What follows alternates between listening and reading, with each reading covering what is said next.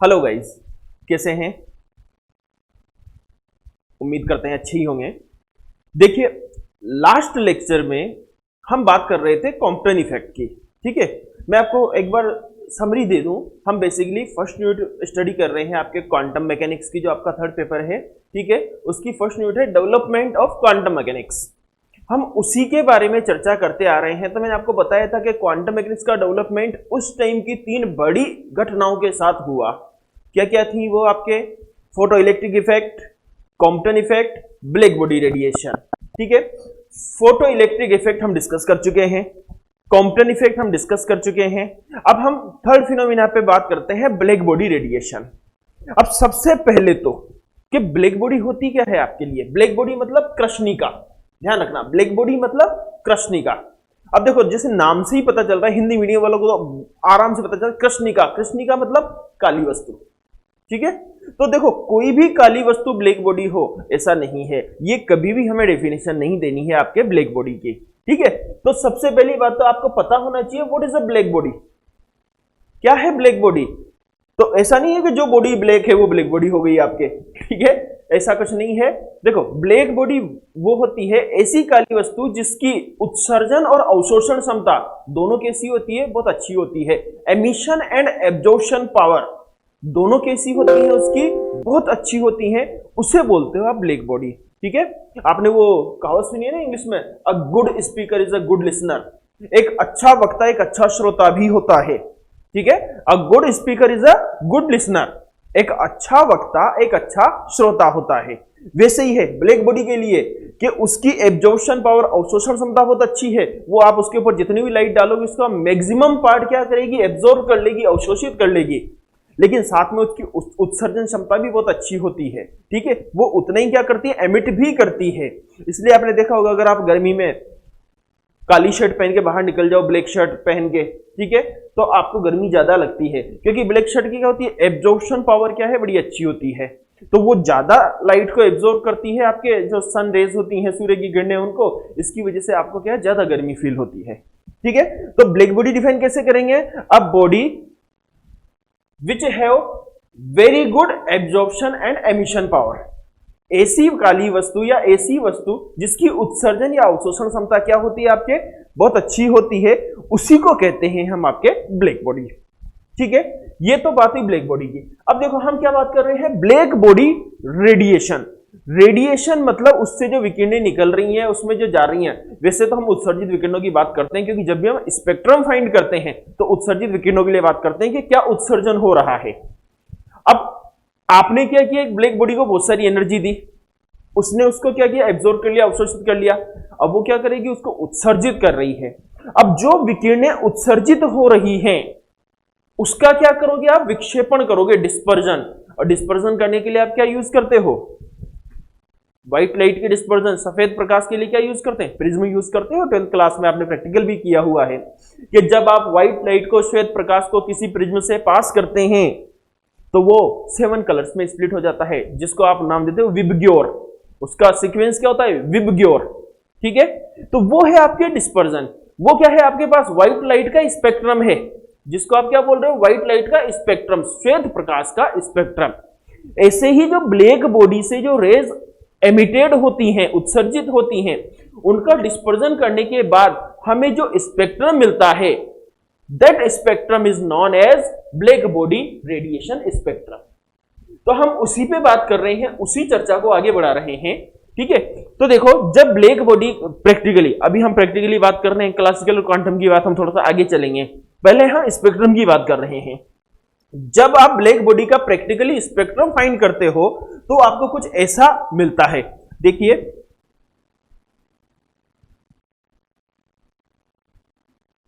ये आपका लेमड़ा, ये ओरिजिन, ई लेमड़ा।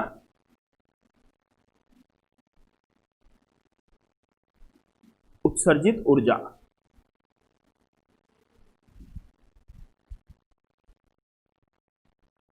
तरंग धैर्य,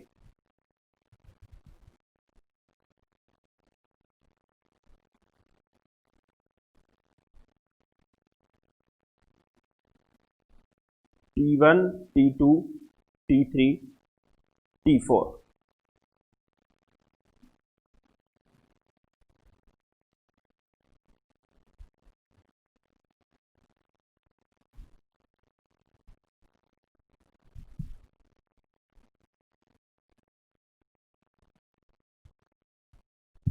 देखिए, ठीक है।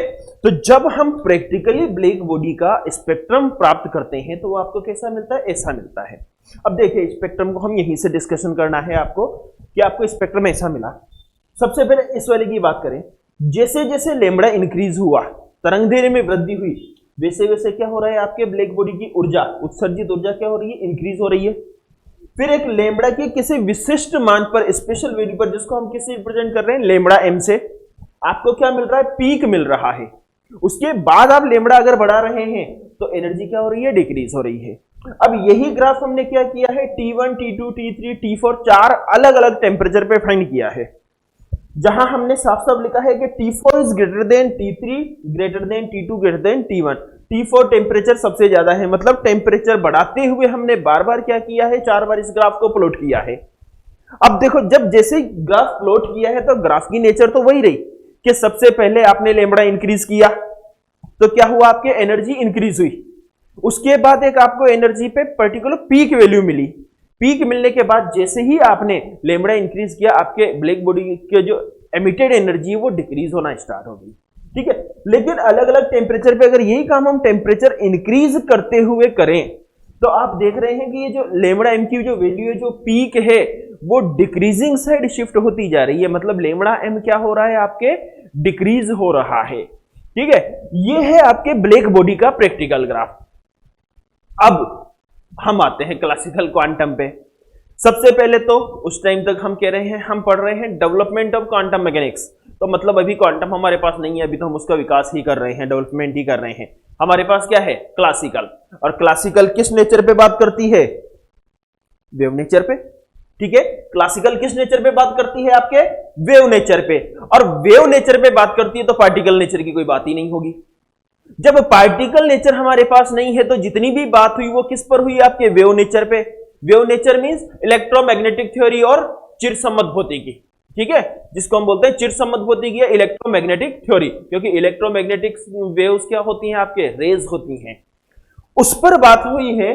तो उसके माध्यम से हम क्या कर रहे हैं, हम या क्लासिकल फिजिक्स वाले जो भी लोग थे, उन्होंने इसको एक्सप्लेन करने की कोशिश की। एक्सप्लेन करने के लिए कुछ लॉज आए, ठीक है, नियम आए, जिनमें प्रमुख थे आपके वीन का विस्थापन नियम, Wien's displacement law, Rayleigh Jeans का नियम, रेले जीन्स लॉ। अब देखो उनमें क्या हुआ, ये सारे के सारे जितने भी लॉज आए थे आपके, ये किस पर बेस्ड थे, आपके वेव थ्योरी पर बेस्ड थे। ठीक है, तो वेव थ्योरी में उस टाइम क्या देखा, वीन ने जब इसको एक्सप्लेन करने की कोशिश की तो क्या पाया कि उसने लघु तरंगदैर्ध्य के लिए, लोअर वेवलेंथ के लिए, लोअर वेवलेंथ मतलब यहां से लोअर वेवलेंथ के लिए, तो वो इसको एक्सप्लेन करने के लिए सफल हो गया। लेकिन हायर वेवलेंथ जो लेमड़ा इंक्रीज कर रहे वापस डिक्रीमेंट आ रहा है, इस सेक्शन को वीन समझा ही नहीं पाया। ठीक है, वीन ने क्या किया, वीन ने इसको वेव थ्योरी से समझाने की कोशिश की। समझाने की कोशिश में उसने यहां से लेके यहां तक जो लोअर वेवलेंथ वाला जो रीजन है, हाफ पोर्शन लेफ्ट साइड वाला, उसको तो भली भांति एक्सप्लेन कर दिया, लेकिन हायर वेवलेंथ पे वीन का नियम इसको समझाने में फेल हो गया। अब रेले जीन भाई साहब आ रहे हैं। ठीक है, सबका नंबर आ रहा है धीरे धीरे करके। रेले जीन साहब आए, उन्होंने अपना एक नियम दिया, मैं अभी बताऊंगा उन्होंने क्या नियम दिया आपको। ठीक है, उस नियम के हिसाब से वो हायर वेवलेंथ के लिए तो इसको एक्सप्लेन कर पाए, लेकिन लोअर वेवलेंथ के लिए एक्सप्लेन करने में वो भी फेल हो गए। हायर के लिए तो उन्होंने बता दिया कि डिक्रीमेंट क्यों हो रहा है, उसके लिए जो उन्होंने जो अपना लॉ दिया, नियम दिया, उससे हमें पता चल गया कि हायर वेवलेंथ पे जो एनर्जी है वो क्या हो रही है, ब्लैक बॉडी की डिक्रीज हो रही है। लेकिन लोअर वेवलेंथ पे तो फेल हो गया मामला। अब देखिए, इसका मतलब ये है कि उस टाइम तक ऐसा कोई लॉ नहीं था जो इस स्पेक्ट्रम को कंप्लीटली समझा पाए। अब हम वीन्स लॉ और रेले जीन्स लॉ पे बात करें, उससे पहले सबसे पहले तो हम इस ग्राफ को समझते हैं कि आपसे ग्राफ क्या है, क्या रहा है। ठीक है, अब देखिए ग्राफ को, हमने ये जो ग्राफ प्लॉट किया हुआ है, ब्लैक बॉडी रेडिएशन से जो एनर्जी निकल रही है उसका अलग अलग टेम्परेचर पे लिया है, T1, T2, T3, T4, जहां T4 is greater than, T3 is greater than, T2 is greater than T1। Temperature बढ़ाते हुए हमने ये ग्राफ प्लॉट किया है। अब देखिए, आप ग्राफ को देख के ही पता चल रहा है कि शुरुआत में जैसे जैसे आप लेमड़ा की वैल्यू इंक्रीज करते हैं, तरंगदैर्घ्य बढ़ाते हैं, वैसे वैसे एनर्जी क्या होती है आपकी, इंक्रीज होती है, और कुछ समय के पश्चात अधिकतम हो जाती है जहां आपको पीक मिलती है। ठीक है, लेकिन उसके बाद अगर आप लेमड़ा और अधिक बढ़ाएं तो एनर्जी डिक्रीज होने लग जाती है। देखिए यहां से इंक्रीज हो रही है, मैक्सिमम हुई, फिर वापस क्या हुई, डिक्रीज होने लग गई। और जब यही काम हम टेम्परेचर बढ़ाते हुए यूज करते हैं तो जैसे जैसे टेम्परेचर बढ़ता है वैसे वैसे पीक बढ़ती जाती है आपके पास, मतलब एनर्जी की वैल्यू बढ़ती जाती है। लेकिन जहां पर आपको पीक मिल रही है उसे हम क्या बोल रहे हैं, लेमड़ा एम से डिनोट कर रहे हैं। जिस पॉइंट पर वेवलेंथ की जिस वैल्यू पर आपको पीक मिल रही है उसे हम किससे डिनोट कर रहे हैं, लेमड़ा एम से। तो आप देखिए जैसे जैसे आप टेम्परेचर बढ़ा रहे हैं लेमड़ा एम कहां शिफ्ट हो रहा है, आपके जीरो की तरफ, मतलब लेमड़ा एम की वैल्यू क्या है आपके पास, डिक्रीजिंग है। ठीक है, जैसे जैसे हम टेम्परेचर इंक्रीज करते जा रहे हैं लेमड़ा एम क्या हो रहा है आपके पास, डिक्रीज हो रहा है। अब अगर हम इसी को मैथमेटिक्स की फॉर्म देना चाहें तो देखिए कि अगर टेम्परेचर बढ़ा रहे हैं तो लेमड़ा एम क्या हो रहा है, डिक्रीज हो रहा है। रिलेशन क्या बनेगा, मैं इस तरीके से लिख सकता हूं कि lambda M proportional to 1/T या इनवर्सली प्रोपोर्शनल है। ठीक है, देखिए जैसे जैसे टी इंक्रीज करेंगे वैसे वैसे लेमड़ा एम क्या होगा, डिक्रीज होगा। आपके पास ग्राफ शो कर रहा है इस चीज को। ठीक है, और अगर हम प्रोपोर्शनलिटी हटाएं तो lambda m is equals to b upon t, where b क्या है आपके पास, प्रोपोर्शनलिटी कांस्टेंट है, और इसकी वैल्यू क्या होती है 0.293 सेंटीमीटर केल्विन।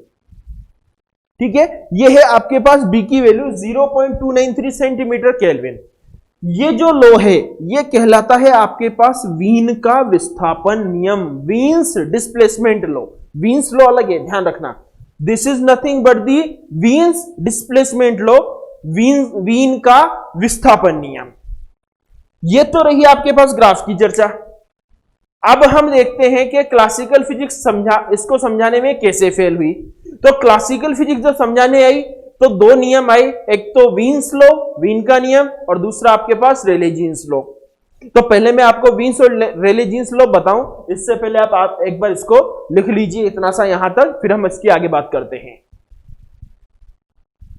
देखो अब वीन का नियम क्या बताता है आपको, वीन का नियम बता रहा है एनर्जी डेंसिटी की वैल्यू या एनर्जी की वैल्यू। डेंसिटी मतलब per unit time per unit volume, आप किसी भी फॉर्म में ले सकते हैं। तो वीन ने क्या दी है आपको, एनर्जी दी है। किस रेंज में दी है, in the range lambda and lambda plus d lambda. Wien ने आपके पास क्या किया है, लो लिखोगे तो according to Wien in the range lambda and d lambda the energy of a black body radiation is given by, कृष्णिका विकिरण की ऊर्जा कितनी होती है आपके पास, E lambda d lambda is equals to A upon lambda की power 5 e to the power minus B upon के टी डी लेमड़ा। वीन के अनुसार तरंगदैर्घ्य परास लेमड़ा तथा लेमड़ा प्लस डी लेमड़ा के मध्य उत्सर्जित विकिरण की ऊर्जा कितनी होती है, इतनी होती है। ठीक है, यह है आपके पास वीन का नियम, जहां आपके पास ए और बी क्या है, दो कांस्टेंट हैं जिनकी कुछ वैल्यू होती है। अब इससे देखने से आपको पता चलता है कि वीन के नियम के अनुसार जो ऊर्जा होती है कृष्णिका विकिरण वक्र की, वो किसके इनवर्सली प्रोपोर्शनल है, लेमड़ा की पावर 5 के। अब देखिए जब हमने इस फॉर्मूले को, जो अभी हमने थोड़ी देर पहले ग्राफ डिस्कस किया है, उस पर अप्लाई करके देखा तो जीरो से जहां से स्टार्टिंग हो रही है ग्राफ की, वहां से लेके जो आपको पीक मिल रहा है वहां तक तो इसने ग्राफ को बड़े अच्छे से समझाया। लेकिन पीक के बाद जो डिक्रीमेंट आ रहा है एनर्जी में, उसको समझाने के लिए ये असफल रही। तो अब हम समझाने के लिए मेन पॉइंट कहां लेते हैं, पीक। तो पीक से पहले तो समझा पाई, मतलब पीक से पहले लोअर वेवलेंथ रेंज में, लोअर वेवलेंथ रेंज में तो वीन का नियम कृष्णिका विकिरण वक्र को समझाने में सफल रहा, लेकिन हायर वेवलेंथ रेंज में ये उसको समझाने में फेल हो गया। ये कमी थी आपके वीन के नियम की। जब इसकी ये कमी आई तो फिर रेले जीन साहब आए। रेले जीन दो अलग अलग साइंटिस्ट हैं, ठीक है। उन्होंने अपना एक नियम दिया, फिर हम देखते हैं उस नियम से वो क्या समझा पाए। आप एक बार इसको लिख लीजिए, फिर हम उस पर बात करते हैं। अब रेले जीन साहब आए हैं, तो रेले जीन साहब ने क्या कहा, वही लैंग्वेज वही कि लेमड़ा तथा लेमड़ा प्लस डी लेमड़ा परास के मध्य उत्सर्जित विकिरणों की ऊर्जा कितनी होती है उनके according, E lambda d lambda is equals to 8 pi k T upon lambda की पावर 4 डी लेमड़ा, इतनी होती है साहब। ये फॉर्मूला किसने दिया? आपके सिलेबस में इनके डेरिवेशन नहीं है, सिर्फ लो है, ध्यान रखना, ठीक है। तो आपको ये कुछ रिजल्ट्स तो याद रखने ही पड़ेंगे। आपके लो ही दिए हुए हैं, इनका कोई डेरिवेशन नहीं है, उन्होंने उनके अकॉर्डिंग लो इंप्लीमेंट किए प्रैक्टिकल रिजल्ट्स को देखते हुए। अब साहब रेले जीन साहब ने ये फॉर्मूला तो दे दिया, अब हमारा फिर काम क्या कि हम इसको क्या करें, अप्लाई करके देखें।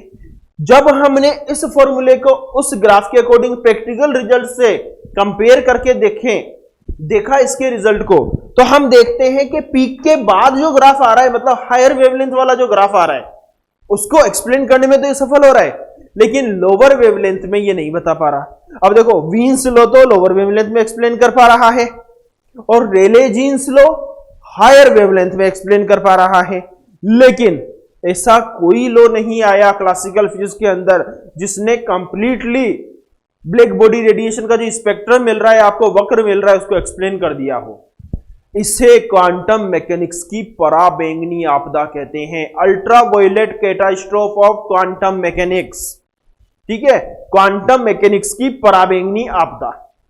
तो आपके एग्जाम में क्वेश्चन पूछा जाता है कि चिरसम्मत भौतिकी या विद्युत चुंबकीय सिद्धांत कहां फेल हुआ, तो आप उसके रिजल्ट में क्या लिखोगे कि चिरसम्मत सिद्धांत के अनुसार ग्राफ को समझाने के लिए दो नियम आए, वीन का और रेले जीन का। वीन का नियम केवल लोअर वेवलेंथ रेंज लघु तरंगदैर्घ्य में समझाने में ही सफल रहा, और रेले जीन का नियम केवल हायर वेवलेंथ रेंज उच्च तरंगदैर्घ्य क्षेत्र में समझाने में सफल रहा, दीर्घ तरंगदैर्घ्य क्षेत्र में। लेकिन कोई ऐसा नियम नहीं आया जो इस ग्राफ को कंप्लीटली समझा पाए। अब क्लासिकल फेल होगी, अब ओरिजिन किसका होगा, क्वांटम का। अब क्वांटम आएगी सीन में, और क्वांटम का आधार तो आपको पता है, मैं हर लेक्चर में आपको बता रहा हूं, प्लांक्स लॉ के प्रकाश का उत्सर्जन तथा अवशोषण छोटे छोटे पैकेट्स के रूप में होता है। एक पैकेट को क्या बोलते हो, क्वांटा या फोटोन। तो इसका ब्लैक बॉडी रेडिएशन स्पेक्ट्रम का जो सफल व्याख्या की है वो की है प्लांक ने, प्लांक डिस्ट्रीब्यूशन लॉ से, प्लांक के वितरण नियम से। और उसमें उसने लाइट की नेचर कौन सी ली है, पार्टिकल नेचर, कण प्रकृति पे बात की है। उस पर बात करते हुए प्लांक ने अपना एक फॉर्मूला निकाला है, फिर उस फॉर्मूले की हेल्प से हमने वीन का नियम और रेले जीन का नियम प्राप्त किया है। और अगर उस फॉर्मूले से आपको दोनों नियम प्राप्त हो रहे हैं, मतलब वो फॉर्मूला उस पूरे ग्राफ को समझाने में सफल है, क्योंकि उससे तो दोनों मिल रहे हैं, ठीक है। तो ये काम कैसे होगा, प्लांक के वितरण नियम से रेले जीन के और वीन का नियम कैसे प्राप्त करेंगे, ये हम नेक्स्ट लेक्चर में बात करेंगे, ठीक है। तब तक आप पढ़ते रहिए, अपना ध्यान रखिए। Thank you so much.